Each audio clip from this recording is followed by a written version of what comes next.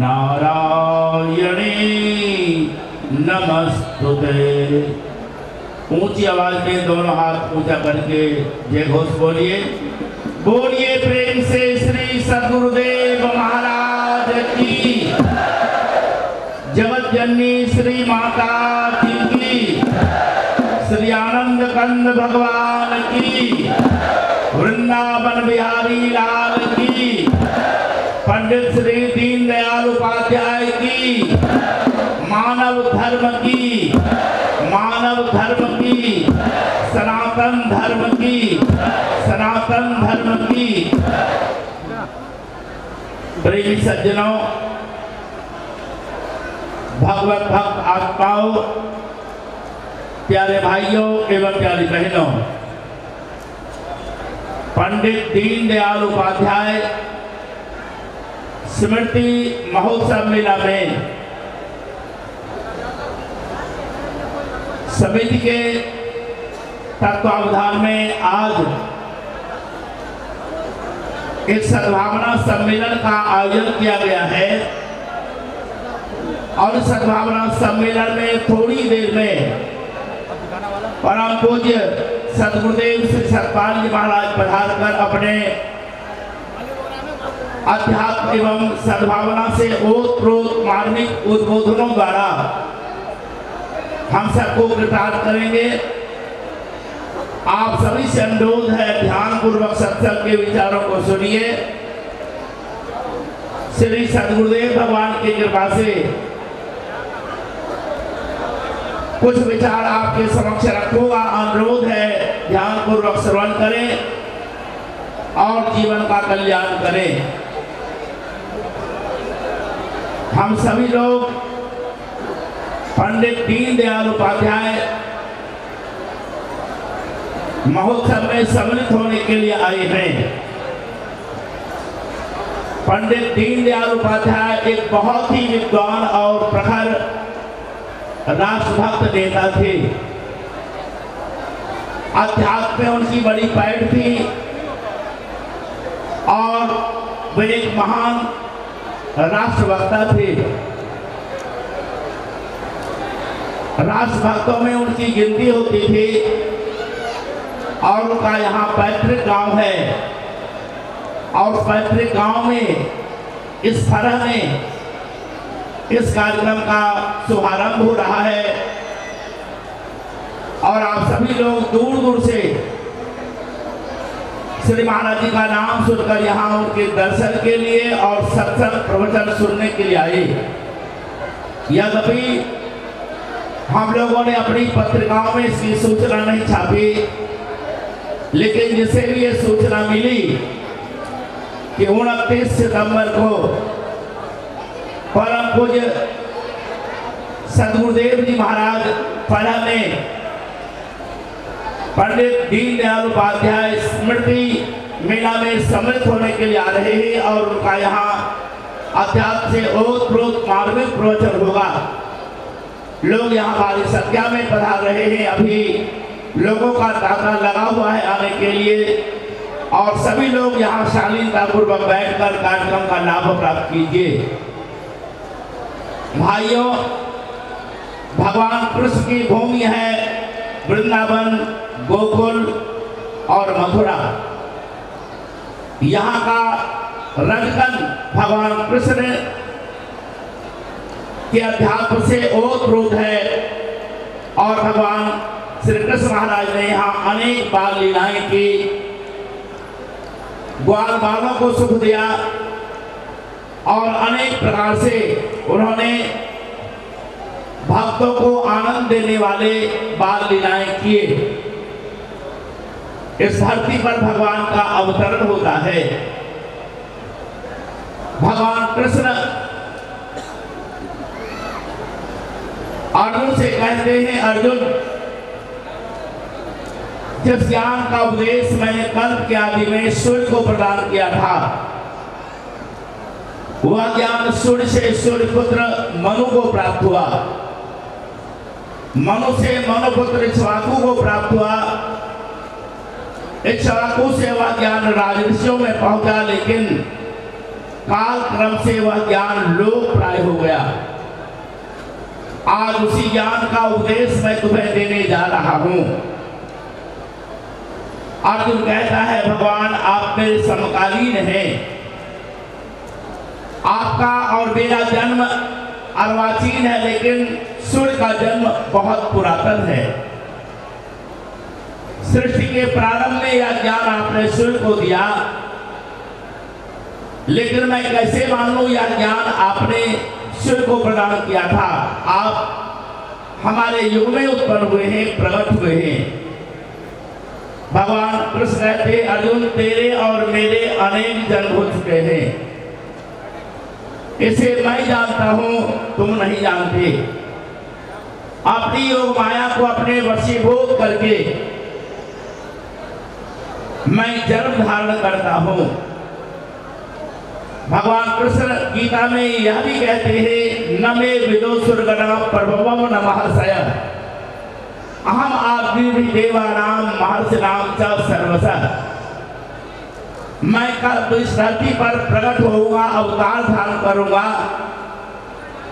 इसका ज्ञान किसी ऋषि मुनियों को भी नहीं है। जो 4 ऋषि हुए, संत हुए प्रारंभ में, सनकादि ऋषि, सनक, सनंदन, सनातन, सनत कुमार, जो हमेशा ब्रह्मानंद में मगन रहते हैं, जो ब्रह्मा के मानस पुत्र हैं और ब्रह्मा की सृष्टि में सबसे पुरातन भी वही है। लेकिन भगवान कहते हैं वे सनकादि ऋषि भी मेरे अवतार के विषय में नहीं जानते। 7 ऋषियों की गणना होती है मूर्धन ऋषियों में। भगवान कहते 7 ऋषियों को भी मालूम नहीं है मैं कब इस धरती पर प्रकट होऊंगा, कब मैं अवतार धारण कर आऊंगा, क्योंकि अहम आदि देवानाम महर्षिणाम च सर्वशः। मैं सभी ऋषियों और महर्षियों और देवताओं का आदि हूं। भगवान कहते, अर्जुन मुझ पुरुषोत्तम को अज्ञानी लोग नहीं जानते। गीता के 4थे अध्याय के 7वें और 8वें श्लोक में भगवान कहते हैं, यदा यदा ही धर्मस्य ग्लानिर्भवति भारत अभ्युत्थानम् अधर्मस्य तदात्मानं सृजाम्यहम् परित्राणाय साधूनां विनाशाय च दुष्कृतां धर्म संस्थापनार्थाय संभवामि युगे युगे। जब जब धर्म की ग्लानि होती है, अधर्म की वृद्धि होती है, भगवान कहते हैं जन्म धारण कर मैं धर्म पर प्रकट होता हूं, मेरा आविर्भाव होता है। निर्गुण निराकार रूप से भगवान सबगणवासी है, सर्वव्यापक है, सबके हृदय मंदिर में ही विद्यमान है। लेकिन उस सच्चिदानंद परमात्मा का ध्यान करने के लिए ऋषि मुनि और साधुओं को बहुत यत्न करना पड़ता है। यत्न करने के बाद उस सच्चिदानंद परमात्मा का हृदय में प्राकाट्य होता है, उसका दिल दर्शन होता है। लेकिन जब भगवान सगुण शरीर धारण कर लीलाएं करते हैं, उनकी लीलाओं का यशगान किया जाता है और युग युगांतर तक भगवान के सगुण लीलाओं का वर्णन किया जाता है। रामायण में भगवान रामचंद्र जी महाराज की लीलाओं का वर्णन है। भागवत में, पुराणों में भगवान कृष्णचंद्र की लीलाओं का, बाल लीलाओं का वर्णन किया गया है। उन ग्रंथों में सगुण शरीर धारण कर जब भगवान आते हैं, क्या किया उन्होंने अपने समय में। भगवान ने अर्जुन को गीता का उपदेश दिया। अर्जुन 4 वेदों का ज्ञाता है। आज कुछ वेद मंत्रों का हम उच्चारण कर अपने आप को बहुत विद्वान मानते हैं। कुछ हम अनुष्ठान करते हैं, पूजा पाठ करते हैं, यज्ञ हवन करते हैं और हमारे अंदर बहुत अहंकार होता है। लेकिन भगवान कहते अर्जुन नाहं वैदैर न तपसा न दानी न चेदया शक एवं विदो द्रष्टुम दृष्ट्वा नसी माम यथा भक्त्या त्वरन्या शक अहम एवं विदो अर्जुन ज्ञातुम द्रष्टुम च तत्वेन प्रवेशुम च परम तप। हे अर्जुन, जैसा तुमने दर्शन किया है, यह दर्शन वेदों के स्वाध्याय से संभव नहीं है, यह दर्शन तपस्या के द्वारा संभव नहीं है, यज्ञ के द्वारा, दान के द्वारा और ऐसे अनेक अनुष्ठान के द्वारा भी मेरा दर्शन शक्य नहीं है। भगवान कहते हैं अनन्य भक्ति के द्वारा भक्त मुझे जानकर मेरा दर्शन करता है और दर्शन कर मुझ में प्रवेश कर जाता है। गीता के विद्वानों से पूछिए भगवान में प्रवेश कैसे किया जाता है, वह भगवान का कौन सा रूप है जिसका दर्शन करने के बाद अनंत भक्ति के द्वारा भक्त उनका दर्शन करके उनमें प्रवेश कर जाता है। यह ज्ञान तो सिर्फ श्री कृष्ण जैसे अध्यात्म तत्ववेत्ता ही बताते हैं। गीता को कंठाग्र कर उस पर व्याख्यान देने से इसका ज्ञान नहीं होता। ऐसा ज्ञान तत्ववेत्ता महापुरुष देते हैं। और भगवान श्री कृष्ण 4 अध्याय के 34वें श्लोक में कहते हैं तद्विधि प्रणिपातेन परिप्रश्नेन सेवया उपदेक्षन्ति ते ज्ञानम ज्ञानिनः तद्दर्शिनः। विधि पूर्वक हाथ में सबदा लेकर तत्वज्ञानी गुरु की शरण में जाओ, दंडवत प्रणाम करो, सेवा करो, उनकी आत्मा को प्रसन्न करो। और जब उनकी आत्मा प्रसन्न हो जाए तत्ववेत्ता महापुरुष की, तो विनम्र भाव से, निष्कपट भाव से ज्ञान की याचना करो। तब तत्ववेत्ता महापुरुष तुम्हें उस अध्यात्म तत्व का, परमात्म तत्व का उपदेश देंगे, ज्ञान देंगे। जिस ज्ञान के जानने के बाद इस संसार में पुनर्जन्म नहीं होता, जिसे पाने के बाद हम आवागमन के चक्र से मुक्त हो जाते हैं, उसी परमात्मा को पाने के लिए परमपिता परमात्मा की कृपा से हम सबको यह उत्तम मनुष्य शरीर मिला है। इस मानवता को पाने के लिए देवता लोग भी लालायित रहते हैं।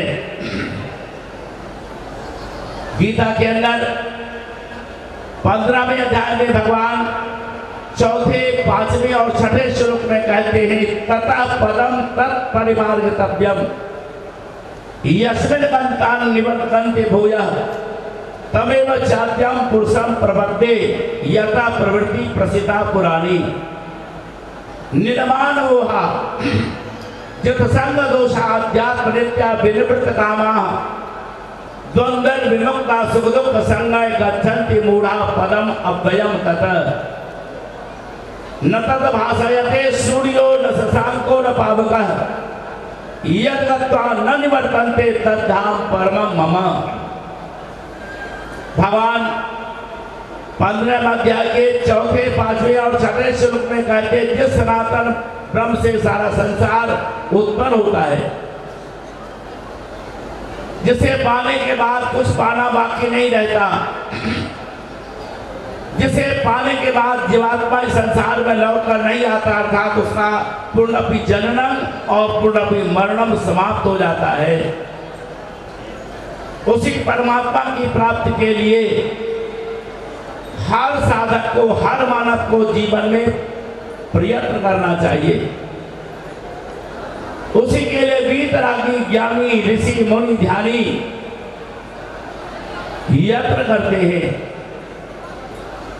जो परमात्मा का रूप परम प्रकाश स्वरूप है, वहां सूर्य का प्रकाश नहीं है, चंद्रमा का प्रकाश नहीं है, अग्नि का प्रकाश नहीं है। और भगवान कहते हैं यद् गत्वा न निवर्तन्ते, जिस परमात्मा के परम धाम को पाने के बाद परम प्रकाश स्वरूप धाम को पाने के बाद जीवात्मा संसार में लौट कर नहीं आता। उसी का ध्यान ब्रह्मा जी करते हैं, उसी का ध्यान भगवान विष्णु करते हैं,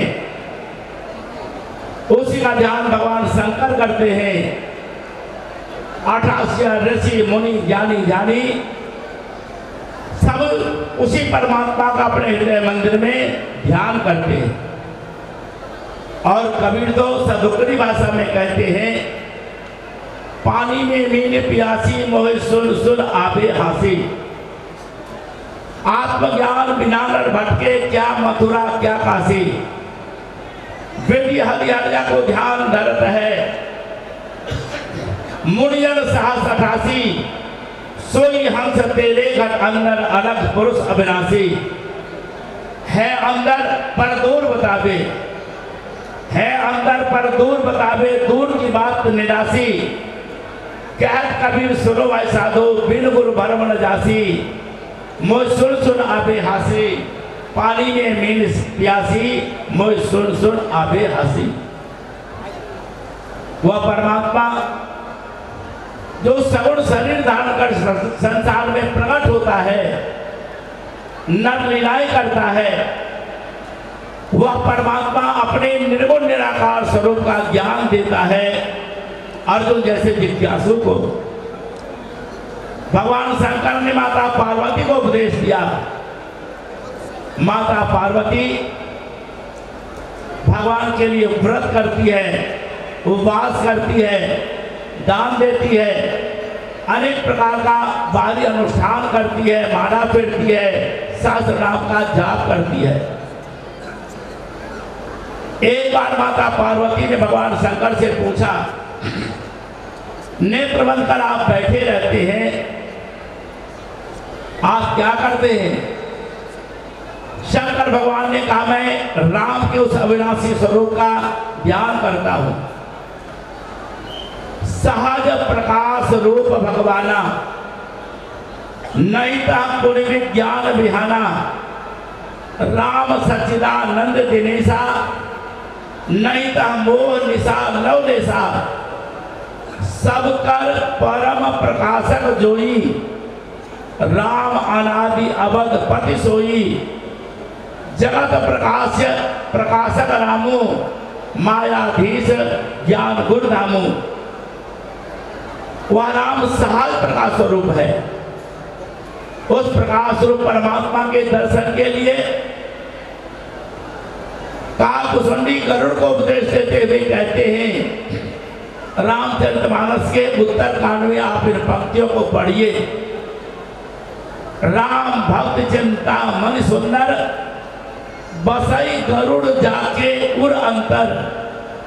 परम प्रकाश रूप दिन राती, नहीं कछु चाहिए दिया घृतवादी। भगवान राम की भक्ति बाहर में भी होती है सगुण रूप में, लेकिन राम का एक ऐसा स्वरूप है जो हम सबके हृदय मंदिर में ही विद्यमान है। वह प्रकाश स्वरूप है। उस प्रकाश स्वरूप राम के दर्शन के लिए, उसकी भक्ति, उनकी भक्ति के लिए तुलसीदास जी ने कहा, घुसुंडी के मुख से कहलाया है, नहीं कछु चाहिए दिया घृतवादी। बाहर के की बाती की जरूरत रही है, वह तो स्वयंभूत होती है परमात्मा। उसी परमात्मा के विषय में, ब्रह्म के विषय में गीता में भगवान अर्जुन को बताते हैं। अर्जुन प्रश्न करता है तो ब्रह्म का उद्बोधन करते हुए श्री कृष्ण महाराज 13वें अध्याय के 17वें श्लोक में कहते हैं, ज्योतिषामपि ज्योति तमसा परमुच्यते। ज्ञानम ज्ञेयम ज्ञान गम्यम हृदय सर्वस्य द्विष्टतम। साक्षात सगुण शरीर धारण कर जब भगवान इस धरती पर द्वापर युग में प्रकट हुए, कुरुक्षेत्र के मैदान में उन्होंने गीता का उपदेश दिया अर्जुन के संशय का निवारण करने के लिए। भगवान कहते हुआ ब्रह्म ज्योतियों का ज्योति है, माया से अज्ञान से अति परे है, जानने योग्य है, तत्व ज्ञान के द्वारा अध्यात्म ज्ञान के द्वारा जाना जाता है। और स्वयं भगवान कृष्ण कहते हैं हृदय सर्वस्य विष्णुतम, वह जो ज्योति और ज्योति ब्रह्म है, परमात्मा है, और सबके हृदय में ही स्थित है। उस परमात्मा का ध्यान कैसे किया जाता है, हृदय मंदिर में हम कैसे उसका ध्यान करें, उसी विधि को बनाने के लिए भगवान द्वापर युग में अर्जुन को उपदेश देते हैं। ईश्वर सर्वभूतानां हृदय से अर्जुन तिष्ठति, मेरी पंक्ति नहीं है, श्रीमद् भगवद गीता की पंक्ति है, जो भगवान कृष्ण के सर्वों से निश्रित वाणी है। गीता के 18वें अध्याय के अंदर भगवान कहते हैं ईश्वर सर्वभूतानां हृदय से अर्जुन तिष्ठति, ब्राह्मण सर्वभूतानि यत्र आरूढ़ानि मायया तमेव शरणं गच्छ सर्वभावेन भारत तत्प्रसादात् परां शांति स्थानं प्राप्स्यसि शाश्वतम। संसार में जो पद पाया जाता है, चाहे वह किसी संस्थान के मंत्री का पद है या देश के किसी विभाग का कोई मंत्री है, संसार में प्राप्त किया हुआ हर पद एक दिन समाप्त हो जाता है। यह अच्युत नहीं है, या तो अवधि पूरे हो जाने पर हमें पद मुक्त कर दिया जाता है, या अगर हम गलत कार्य करते हैं तो हमें पदच्युत कर दिया जाता है। लेकिन भगवान कहते हैं उस परमात्मा के पाने के बाद जो उस परमात्मा को प्राप्त कर लेता है, तत्प्रसादात् परां शांति। संसार में आज मानव के पास धन है, वैभव है,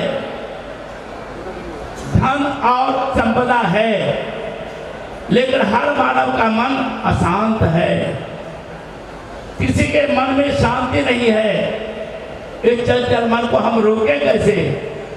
माला फेरने से ये चंचल मन नहीं रुकता, लाल कपड़े पहनने से चंचल मन नहीं रुकता, एक पांव पर खड़े रहने से चंचल मन नहीं रुकता, बाहरी अनुष्ठानों के द्वारा यह चंचल मन नहीं रुकता, यज्ञ हवन करने के बाद भी ये मन नहीं रुकता। मन अत्यंत सूक्ष्म है, और जो साधनाएं हम कर रहे हैं वो साधनाएं सब स्थूल है। स्थूल साधना के द्वारा सूक्ष्म मन को हम नहीं मान सकते। हाथ से हमारा फेंकते हैं, हाथ इंद्रिय है, लेकिन मन तो उससे भी सूक्ष्म है। हाथों के द्वारा हम मन को नहीं पकड़ सकते। मन को हम बस में कैसे करें? भगवान अर्जुन से कहते हैं यतो यतो निश्चरति मनश्चंचलम अस्थिरम ततस्ततो नियम्य तदात्मन्यम वशम रहे। जहां जहां तेरा चंचल मन भाग कर जाता है अर्जुन, वहां से हटाकर इसे परमात्मा में लगा। लेकिन अर्जुन को परमात्मा का ज्ञान अभी नहीं मिला है, अभी उसके अंदर जिज्ञासा भाव है, वह जानना चाहता है, लेकिन भगवान ने अभी तत्वबोध प्रदान नहीं किया है। अर्जुन कहता है चंचलम ही मन कृष्ण प्रमाति बलभद्रहम तस्याहम निग्रो वन्देव वायु ऋषुदुष्करम। हे श्री कृष्ण, यह मन अत्यंत चंचल है, प्रमथन स्वभाव वाला है, हम इसे जहां नहीं ले जाना चाहते, हठात जबरदस्ती बलपूर्वक वहां यह भाग कर चला जाता है। इस चंचल को मन को हम रोके कैसे? भगवान कहते हैं असंशयम महाबाहो मनो दुर्निग्रहम चरम अभ्यासे न तो कौनतेय वैराग्य रचा क्रियते। निसंदेह मन चंचल है, लेकिन भगवान कहते अभ्यास और वैराग्य के द्वारा यह चंचल मन रोका जाता है। हम अभ्यास किसका करें? घर छोड़ देना वैराग्य नहीं है, लाल कपड़े पहन लेना ये वैराग्य नहीं है, खाना पीना छोड़ देना वैराग्य नहीं है, संसार की वासनाओं के प्रति राग भाव का न होना इसे वैराग्य कहा। गृहस्थ में रहकर भी व्यक्ति वैराग्य बन सकता है। गृहस्थ में रहकर भी अगर उसे परमात्मा का ज्ञान प्राप्त हो गया है और परमात्मा के नाम सुमरन में वह मन लगाता है, परमात्मा की ज्योत के ध्यान में अगर वह मन लगाता है, तो संसार में रहकर भी संसार की वासनाओं में वह नहीं बंधता। इसलिए उस साधना को कृष्ण जैसे महापुरुष के पास जाकर जाना जाता है। भगवान कृष्ण के समय में भी बहुत सारे विद्वान थे, अनेक प्रकार के अनुष्ठान किए जा रहे थे। भगवान कृष्ण कोई लाल कपड़े पहने हुए नहीं थे। भगवान शंकर को क्या कहा जाता है? भगवान कृष्ण को और भगवान शंकर को योगीराज कहा जाता है शंकर को, लेकिन कृष्ण को क्या कहा जाता है? योगेश्वर कृष्ण।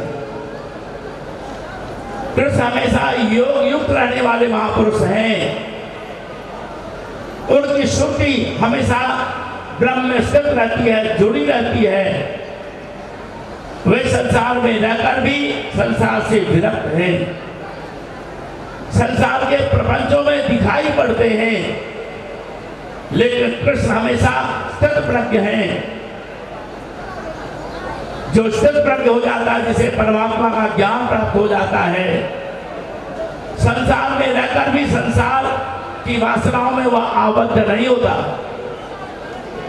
भगवान कृष्ण अर्जुन को कहते हैं, राजा जनक आदि राजकाज करते हुए भी संसार की वासनाओं से उसी तरह विरक्त थे। पानी में, तालाब में कमल है, कमल का फूल हमेशा पानी में रहता हुआ पानी से ऊपर उठा रहता है। कमल का पत्र पानी में डूबता हुआ दिखता है, लेकिन अगर आप एक कमल के पत्ते को उठाकर देखें, एक बूंद भी पानी आलित नहीं होता उस कमल पत्र पर। इसी तरह जो सच्चे योगेश्वर हैं, संसार में रहते हुए, राजकाज करते हुए, संसारिक कार्यों में रहते हुए भी हमेशा तत्प्रज्ञ रहते हैं, वे संसार की वासनाओं में नहीं बनते। ऐसे योगेश्वर थे भगवान कृष्ण। उस ज्ञान को हमें कृष्ण जैसे महापुरुष की शरण में जाकर जानना चाहिए। गीता हम जरूर पढ़ें, बारी पूजा पाठ भी करें, लेकिन उससे उत्तम भी अगर कोई वस्तु हमें मिल जाए, उत्तम विद्या लीजिए यद्यपि नीच पै होय, परे अपावन ठाउर में कंचन तजे न कोई। तो यह जो मथुरा भूमि है, यह योगेश्वर कृष्ण की भूमि है, जन्मस्थली है, और इसे निकट स्फरा में एक राष्ट्रभक्त सपूत पंडित श्री दीनदयाल उपाध्याय प्रकट हुए, जिनका एक सिद्धांत था एकात्मवाद। वह एकात्मवाद क्या है? जितने भी हम लोग दिखते हैं, सबका शरीर अलग अलग दिखता है। कोई कोई गोरा दिखता है, कोई काला दिखता है, कोई मोटा तगड़ा दिखता है, कोई लंबा दिखता है, कोई डांडा दिखता है, कोई स्त्री रूप में दिखता है और कोई पुरुष रूप में दिखता है। कोई अपने आप को ब्राह्मण कहता है, कोई क्षत्रिय कहता है, कोई वैश्य कहता है, कोई शूद्र कहता है। लेकिन पंडित दीनदयाल उपाध्याय जी ने एकात्मवाद का सिद्धांत क्या रखा, इसे बड़े बड़े विद्वान लोग नहीं जानते। और एक आत्मा हर मानव के अंदर है, उसी एक आत्मा को अपने अंतःकरण में, अपने हृदय मंदिर में हमें कृष्ण जैसे योगेश्वर महापुरुष की शरण में जाकर जानना चाहिए। आत्मा अविनाशी है। कृष्ण कहते हैं अर्जुन नैनं छिद्यन्ति शस्त्राणि नैनं दहति पावकः न चैनं क्लेद्यन्त्यापो न शोषति मारुतः। आत्मा अछेद्य है,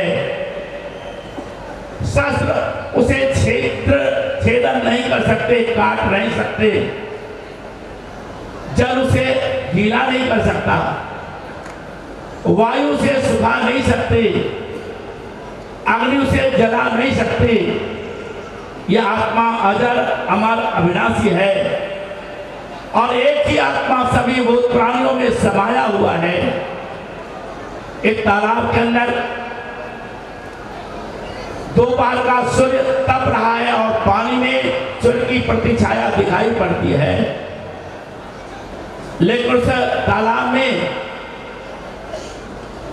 आधे आधे घड़े में पानी रखकर छोड़ दिया जाए तो जिस भी घड़े में हम देखेंगे हर घड़े में अलग अलग सूर्य प्रतिबिंबित होता है।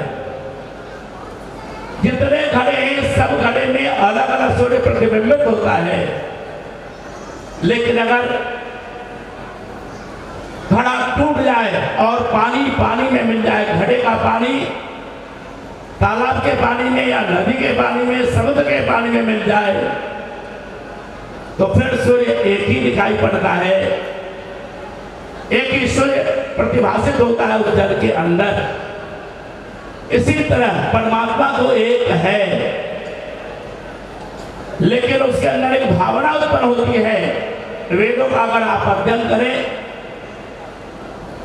तो भगवान के अंदर, परमात्मा के अंदर एक भावना उत्पन्न हुई, एको अहम बहुत श्यामा, मैं एक हूं लेकिन मैं बहुत हो जाऊं।